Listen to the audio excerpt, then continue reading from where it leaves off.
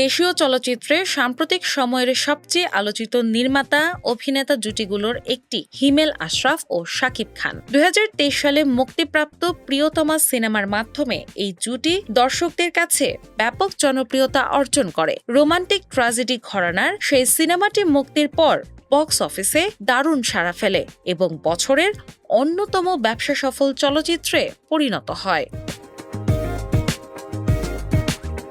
প্রিয়তমার সাফল্যের ধারাবাহিকতায় পরের বছর হিমেল আশরাফ নির্মাণ করেন রাজকুমার।